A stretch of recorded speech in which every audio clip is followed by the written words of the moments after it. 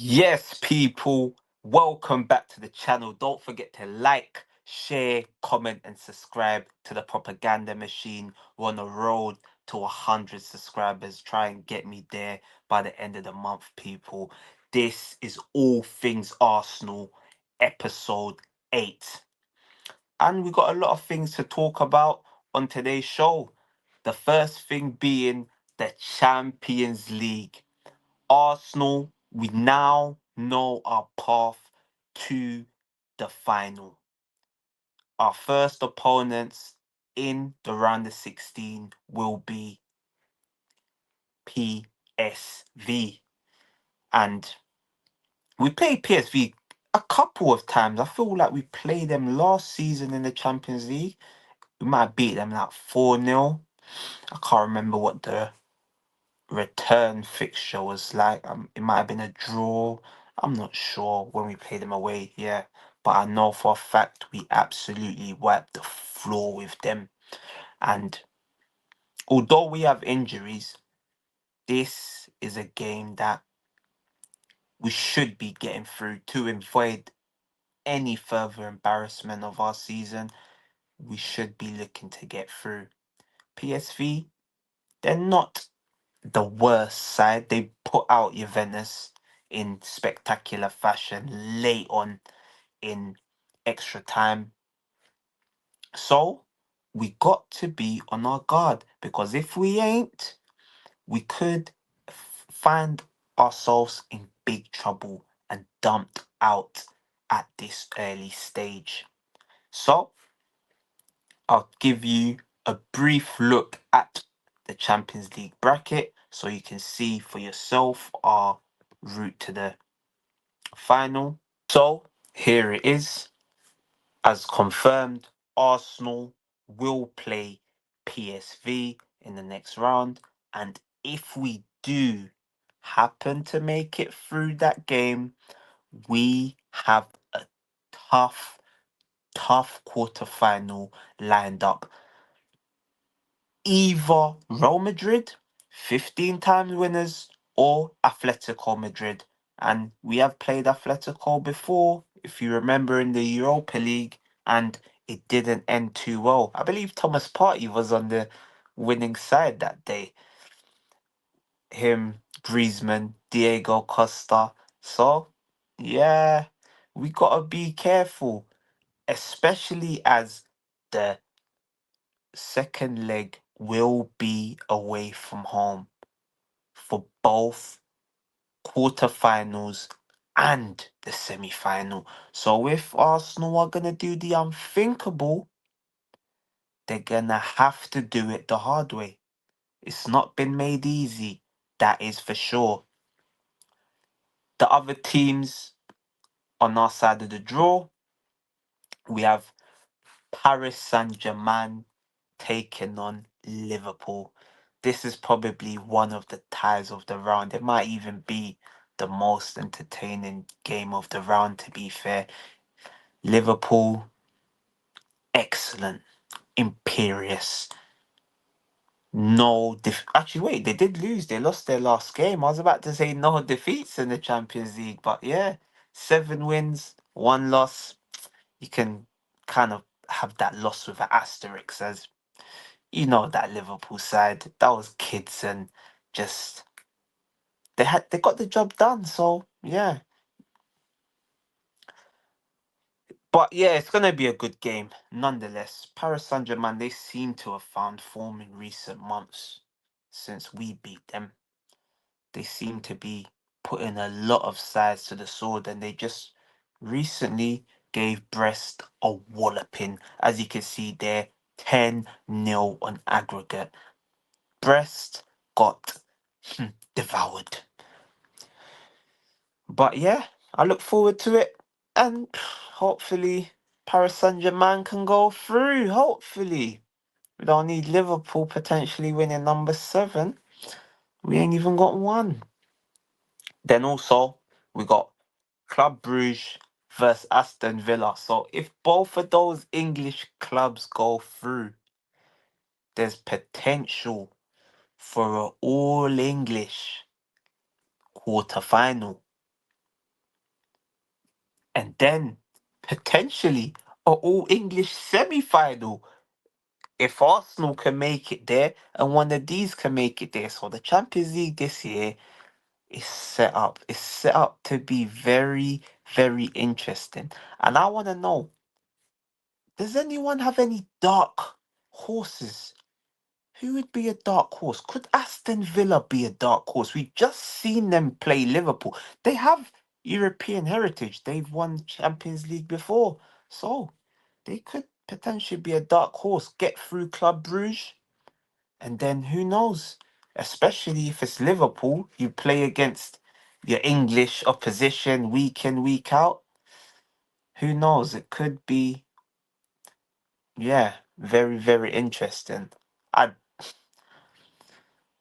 I do and I don't want to see. I probably want both English sides to go out, but if they do both go through, that'll be, yeah, a quite interesting draw. But yeah, that's our side of the draw anyway. And then on the other side of the draw, we have Benfica versus Barcelona. That was an excellent game. Was it 5-4? A game full of, it's calamitous when they last played. It was like 4-1 at one stage or 3-0. Somehow, some way, Barca found a way. Rafinha done damage to Benfica that day. So I think Benfica, they'll be confident, quietly confident, even though you'd expect Barcelona to be the heavy, heavy favourites. Then we also have Dortmund versus Lille. So the winner of that will play the winners of the Barca Benfica. Yep, not the worst draw for Barcelona. You'd expect to be seeing Barcelona in the semi-finals from the look of this. Other side, we go to Bayern Munich versus Leverkusen. Oh, I believe Xavi Alonso has lost no games against Bayern Munich, which is quite a surprise considering Bayern Munich are the dominant side in Germany. I think it's 6 games unbeaten for Xavi Alonso. It might even be more, but yeah, that's gonna be a interesting all German affair. And then whoever gets through that will have to play the winners of Feyenoord versus Inter. Feyenoord, they just, was it them who took out Italian opposition? I think it was. They just dumped out AC Milan. And now they're trying to go for a Milan double against Inter Milan. So, I feel this will be a step too far. I probably expect to see a Bayern Munich Inter there. What's that quarter final? Barca Dortmund quarter final, and then yeah, probably Arsenal versus Real Madrid and Liverpool versus PSG. But the one thing we need to know about Champions League is there's always one, maybe two shocks. There already was the Italians. A lot of them got dumped out. Milan, shock. Celtic almost shocked by Munich. We got Atalanta getting dumped out by Club Brugge.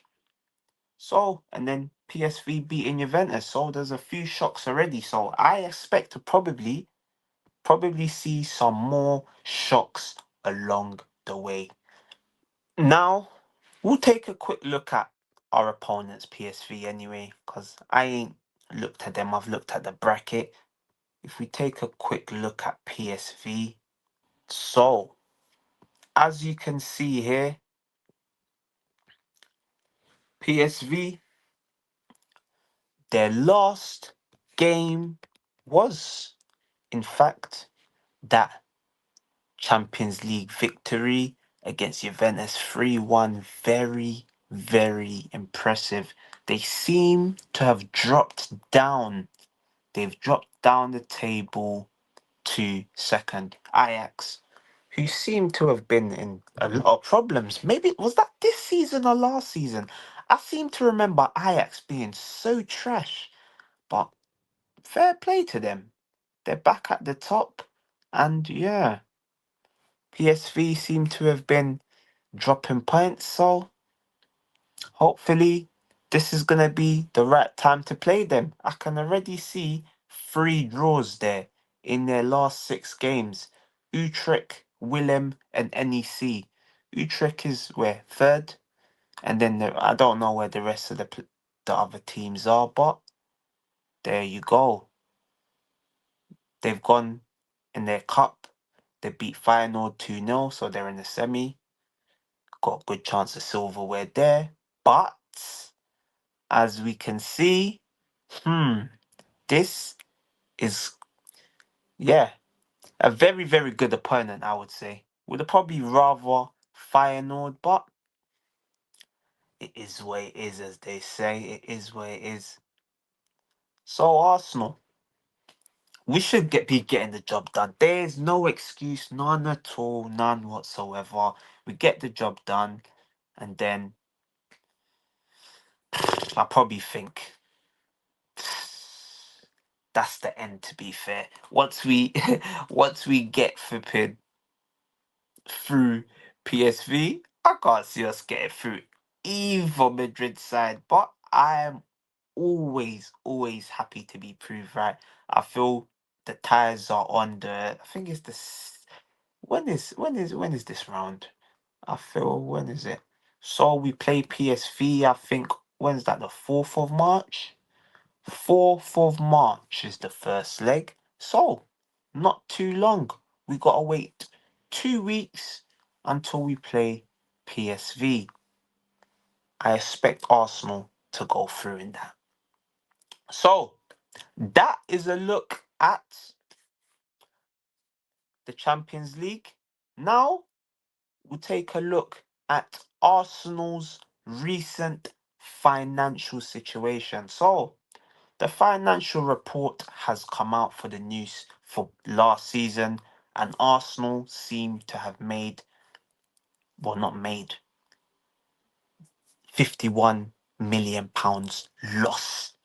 So we made a 51 million pound loss, but we also happen to have made record revenue. I believe our revenue was around 400 million last year or the season before, and then now for the most recent season, because of Champions League football, etc., it's gone up to 600 million. So what I'm gonna do, I'm gonna look at one of the articles written about this, so we can get more from one of the financial experts, Kevin Maguire, and he will tell us how this is gonna affect our summer business, how and if.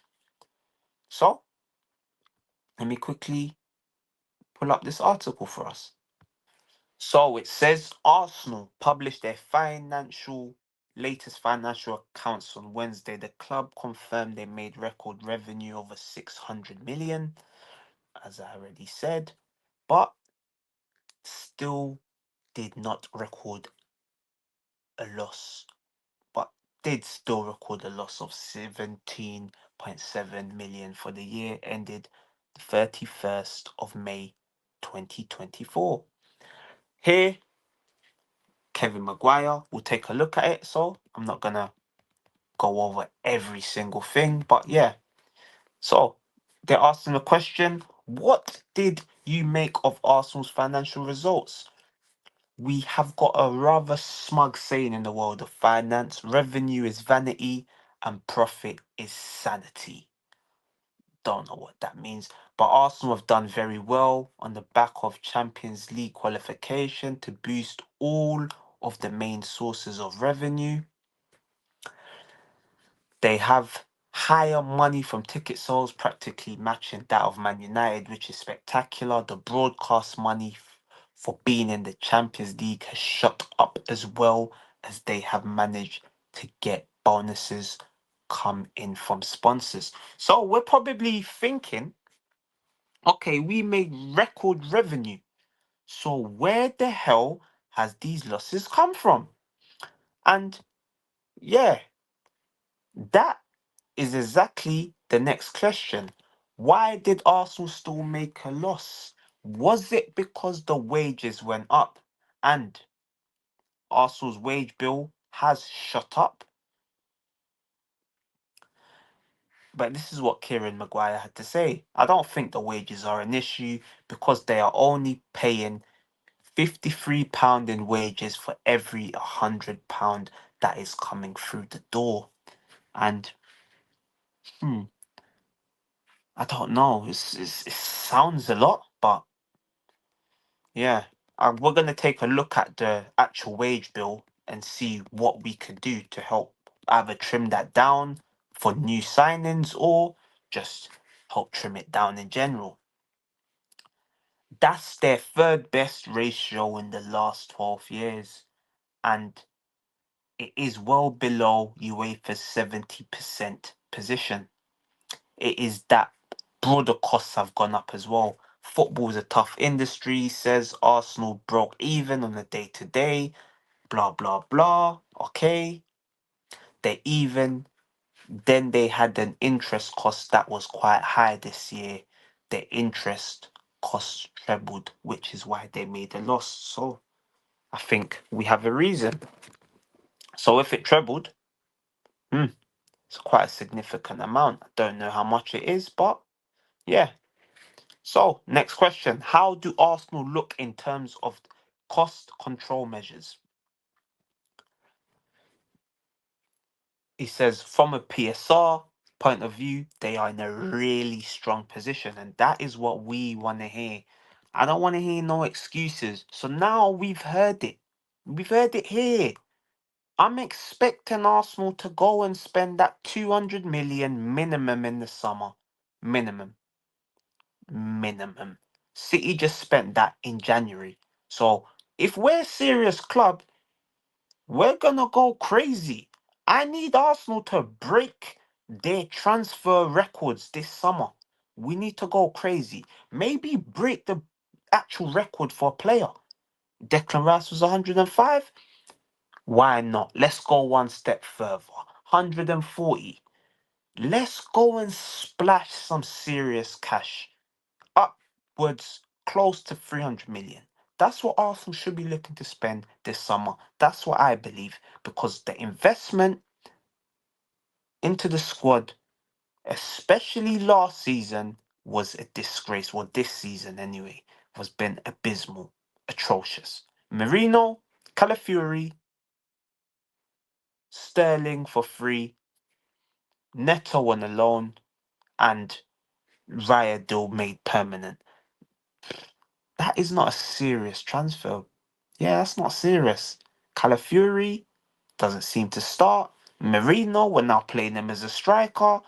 So we got a lot to answer for. These cronkies, they need to go and spend big this summer. But even then, the damage might be done. There's going to already be fans that are going to be furious because it looks like Liverpool's going to win the league. Hopefully, we can somehow come from behind and win the league, and then I definitely expect a £300 million spend. Definitely. So, yeah. But back to looking at this. So, it talks about UEFA rules, blah, blah, blah. £70 on player wages for every £100 that comes through the door. So, yeah. Saying we're on £53. So, that's quite some flexibility. And then the next question is, are we in a good position to add to the squad this summer? He says, yes, no cost control, blah, blah, blah, will be my observation. The wages are well under control. Franky's been used as a lender, whatever that means. Whether that is to go ahead, we will have to wait and see, because obviously the new associated party transactions rules where the Premier League and Man City are beefing. So, we're gonna see, man. We're gonna see. There's a lot, man. I don't really want to bore people too much. He then talks about we spent 256 last season, 251 the year before. I don't know about that. I don't know about that. But maybe that was for the previous year then. That's what I'm assuming. Yeah, it would be because it's to the 2024 season. So it's not this year's one. Okay. So we have been splashing the cash. I need to see us go above that because this season was probably about 100. So now we're going to go crazy. I hope. I hope we do go crazy. But yeah, that was a look at the Kieran Maguire article. I'm interested to hear what people think. So we can see that Arsenal, we've got leg room, we've got room to spend. But there still seems to be like there's gonna be room for us to spend even more. And that is to do with cutting costs on the wage bill. I'd like to take us through the wage bill if I can. Boom, boom, boom. Where is it? Payroll. Here it is. Share it. Here we go.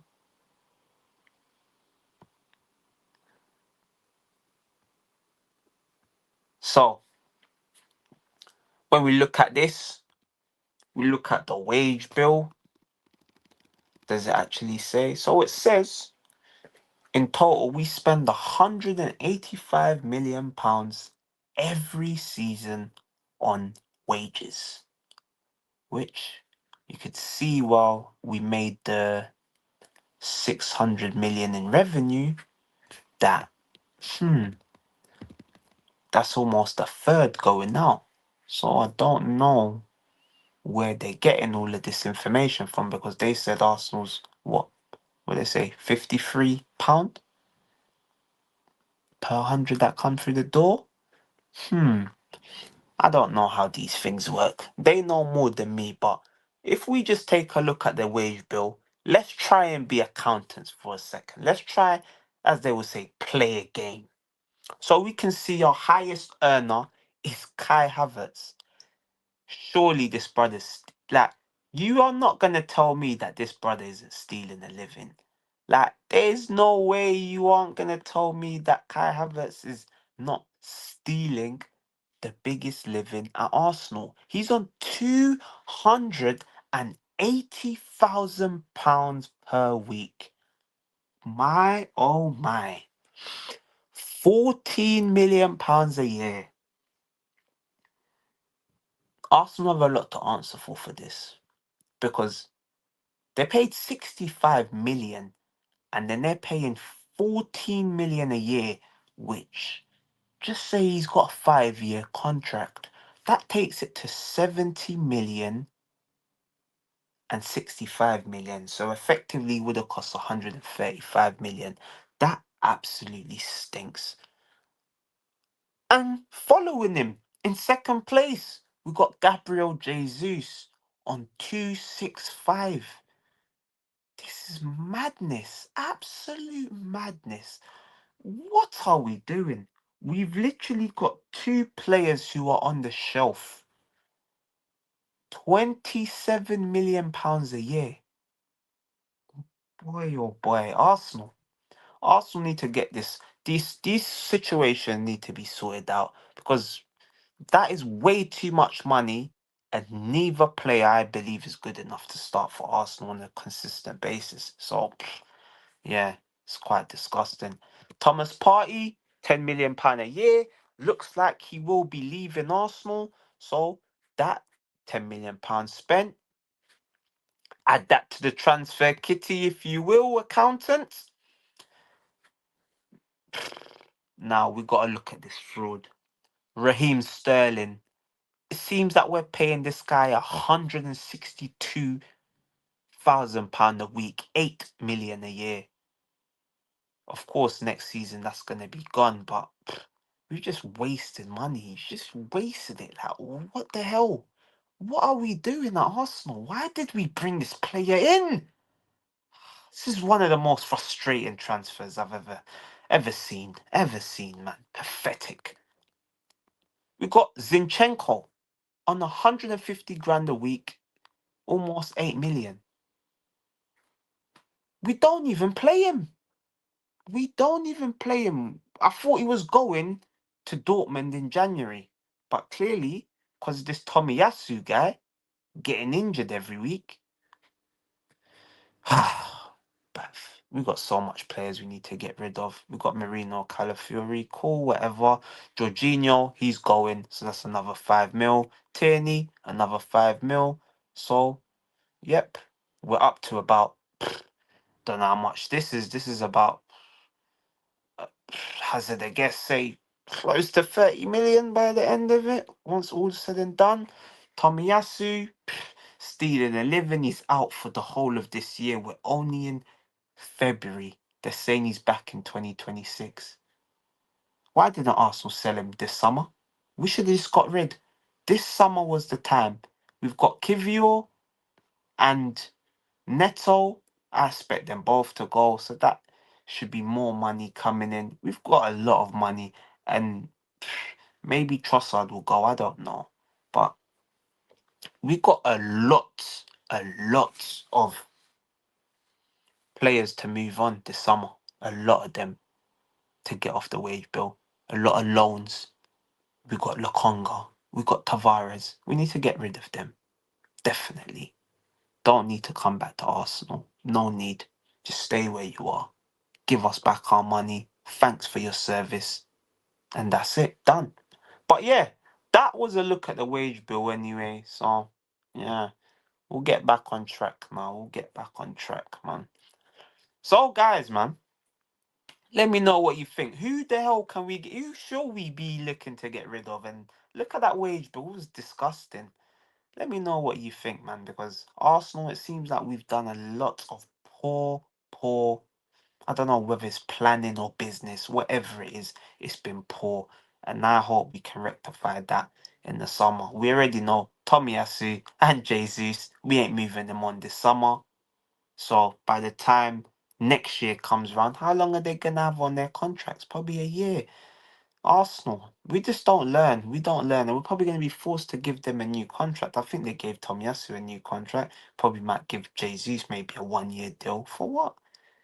Like his knees are gone. It's like sad. It's finished. Sad. Finished. Done. Class. So yeah, that's a look at the financial situation. Hopefully Arsenal can spend big this summer. We're all hoping. We're hoping and praying. But now we'll take a look at tomorrow's game. 3 o'clock kickoff. Arsenal versus West Ham. And we know we're in a situation, it's like what they say, no miss snooker. Every single game, we can't afford to drop points. We can't. Not for the foreseeable. If we drop points between now and the end of the season, you can almost guarantee we ain't winning nothing. We ain't winning jack shit. The only points the only thing I think we can afford to do is win every single game and draw against Liverpool at Anfield. That will probably be enough to get us over the line. As we've seen, Liverpool, I told people months ago they're ready to bottle the league, but we're just not. We don't seem like we're in the position to take advantage of that. We don't seem like we have the facilities, big man. We don't, which is so sad. A shame. 60 million Ollie Watkins. I don't want to keep going back to harping on about it. 60 million, we refused it. Now look at us. We're literally down to the bare bones. And when you take a look at this game, what are we going to do in this game? Are we going to play Mikel Merino as the forward again? Is that what we're going to do? Because it worked for the last 10 minutes against West Leicester. But we just saw Leicester today got absolutely smashed to pieces by, what's it called? Brentford at their own home, 4-0. So you know they're just a trash side. You know they're rubbish. Ruud van Nistelrooy's under big pressure. That result probably all but confirms their relegation to me. I can't see them escaping now when you're getting beat 4-0 at home to Brentford. Nah, I can't see that. Leicester, yeah, you're done out here. But Marino, he got his goals. They were taken so well, so well. It was like he was who can I say Marino was like, I'm trying to think of a player. Oh, there it is. Ronaldo. It was like a R9 finish. But in all seriousness, I just don't see how we can keep and getting away with playing Marino as a striker. I just can't see it. Yeah. Trossard, surely he's gonna have to. We do we stick with that same starting lineup? That's another question. My answer to that is no, hell no. Raheem Sterling, I've said that I'm not gonna be harsh or critical on him. And you know what? I'm actually gonna be a man on my word. Just respectfully, I feel like we should terminate the contract and just got rid. Just got rid, to be honest. Because now I don't want to personally see him start another game for Arsenal. Don't even care what game that is. Yeah, I don't want to see it again. I've seen enough. He's had probably about, you can say like, 2 15-minute spells in the Arsenal shirt. You probably say against Man United and against, I think it was Preston or Bolton, one of them. He looked quite good there. I'll give it to him. But yeah, man, Sterling, you have let me down big time. You've let me down, man. My squad for the game, we've got David Raya in goal as usual. I've changed the formation. I've changed it because I just can't see. I just can't see how we do anything, which is I can't see how we do anything with Raheem Sterling. We don't have no one, and I'm not going to be one of these people that just straight away say fling in Mikel Marino. No, usually I'd say okay, your performances, come on, you were starting the first team. Everyone should have a place in the first team based on merit. But yeah, I'm not convinced. I'm just not convinced. I'd give him one more game on the bench, Marino, and see if he can come on. Say we are winning, plan A works, and see if he can come and kill off the game in the second half. Who knows? Because West Ham, if they are down, they'll end up pushing for the game, and then spaces will be in behind, or yeah, defense will be more discombobulated as they'll be running back towards their goal. And we know Ethan deliveries on the money every time. So yeah, maybe get a nod in that second half. I don't know. But yeah, so Saliba, Gabriel, Calafiori back three. I'm saying, you know what? We ain't got the firepower. Fuck it. If we have to just stink this out for the rest of the season, 1-0 every game from now to the end of the season. Shake your hand. I'll take it. I'll take it. I will take it. 1-0 every game. No draw at Anfield. Park the bus if you have to. I don't care. I don't care. It's shameless. Whatever chance we have to win this league, we need to try and take it. We've got injuries, but you can't use injuries as an excuse. I always tell people, injuries ain't an excuse. It's just part of football. So maybe, who knows? Who knows what we can do? But yeah, so we've got Timber, Lewis Kelly, acting as wing backs. Ben White is available for this game as well, but I wouldn't start him just yet. I'll give him probably say 30 minutes. Take off Timber after 60. He's played so many games. He needs a rest now. Him and Skelly, he has to play. The way he's performing, that last ditch tackle against Leicester, you have to play. So he's there. Odegaard in the 10. Hopefully less defensive responsibilities if we change up the formation. And then we got split strikers / Roman 10s, however way you want to put it. They're going to play. I know they're going to play Trossard and Waneri. So I just don't know whether it's going to be Trossard on the left, Waneri on the right, Mikel Marino up front, or Trossard in the middle. And yeah, he can't play Raheem Sterling. I swear down now. He can't. I'd rather see Tierney, Miles Lewis Skelly, Calafiori. I'd rather see any of them. Timber, Ben White start. Yeah, I'd much rather anyone than Raheem Sterling at this point. Even that Butler, Deji, anyone. Yeah, I'm not doing it no more. Sorry, Raheem. You had your chance. Stand the place out one too many times. So yeah, that is kind of a roundup of things. A look at the game. Well, my lineup actually. Now I'll take a look. My score prediction. I'll take a look where it could be won and lost. Malik Kudus, Jared Bowen, Danger. Bowen's back. He's a danger. Paqueta, he seems to be out for this game. I've seen him this season. I haven't really been too convinced. He looked alright against, I think it was Aston Villa, part his first game, but yeah, I don't know. Maybe. What's going on with his ban? What's going on with that? They just seem to have brushed that under the carpet. They're like, oh, this guy could be banned for life, and then now it's just gone. Yeah, it's an absolute joke, but we know West Ham's threats. They also have the threats from set pieces as well. I don't know if most of you remember the game. When was it? Was it last season? Last season gave us 2-0, bloody donos, close to 30 shots on goal for us. To their like 5. Somehow they beat us 2-0, almost 3. Declan Rice conceded the penalty. Yeah, that game was bad. West Ham absolutely proved to us. And Graham Potter is actually one of Arsenal's bogey sides. I know he is because at Brighton he used to get a lot of results against us. So I don't know how this is going to play out, man. I'm very worried about this game. I'm very worried. If we had a full squad, I'd probably overlook West Ham, especially the way they've been performing this season. But yeah, this game, yeah, it stinks. I don't know what we're going to do. Are we going to change the formation? Like, we haven't really got pace behind. Maybe a set piece goal is the only hope we have 1-0. Because this is better than Leicester. So I don't know, man. We need to just try and utilise Waneri. He's special. He was probably the best player on the pitch last game. He was sensational. So the whole crowd need to just get behind the team because we are in desperate, dire need of a boost. Because yeah, if we do win that game, we go 5 points behind Liverpool. And if they drop points to Man City, we will have a game in hand to cut that lead. So, and that will potentially be down to 3 or even 2. So it's a big weekend. And my score prediction for this game, I'm just going 1-0. 1-0 to the Arsenal. Can't see anything else. Maybe a 2-1, but yeah, I'll probably go with 1-0. But yeah, so that's a look at the men. Now we'll take a look at Arsenal's women. Arsenal women, it's been a mix kind of couple of weeks since I last spoke about them, losing their first game to Chelsea, and then also getting dumped out of the League Cup by Manchester City after beating them in the league. So it's not been the best of weeks for Renee Slager since she became the interim manager. And that was my little niggling doubt, was whether we should have just waited till the end of the season to announce it.